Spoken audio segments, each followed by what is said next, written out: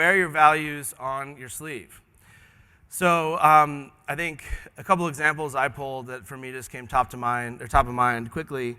Literal sleeves would be Everlane. I don't know if you've seen their new Renew collection, which has been made from recycled plastic bottles. This jacket featured here, I believe, recycles 32 bottles to make a jacket. RX Bar is a really interesting case study of a brand that went from being a new kind of upstart to getting acquired and being a really successful exit. And they literally brought their values to the forefront of their product. And I think in a moment when clean eating, understanding ingredients, natural, non-GMO, all the things that consumers are looking for, why not just make it very clear where you stand as a brand? And then Brandless, our solution to how to build a brand with their team was, if it's all about the values of why they're doing what they're doing and getting consumers high quality products at a better price, we should just bring those values to the forefront and make it really clear.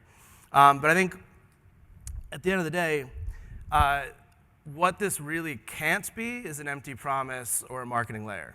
And I think we're in a moment where everyone's talking about purpose, values, and what's really dangerous is deciding to have a purpose but not changing anything that you're actually doing. That's probably just an ad campaign, and consumers are going to see through that, and I think that creates a liability more than it's going to help you.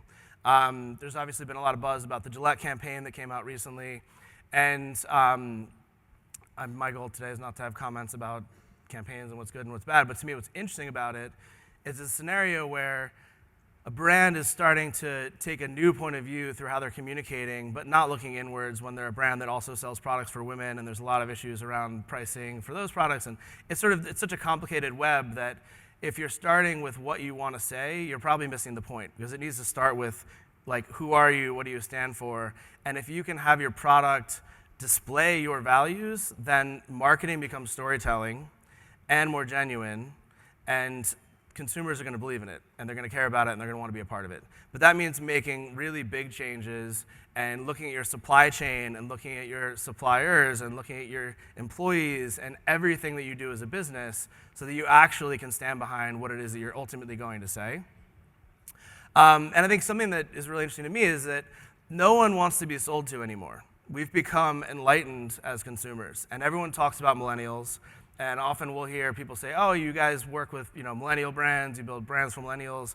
And my reaction is always like, no, millennials might be a core customer that initially adopts these new products, new technologies, new channels. But at the end of the day, there's the spearhead that's opened up the opportunity for everyone to demand more for the products that we buy. And I think if you look at who's buying Allbirds, who's buying Caspers, who's buying Warby Parkers, it's not people who fit an age demographic, it's people who ascribe to a new set of values, and I think that's going to be here to stay.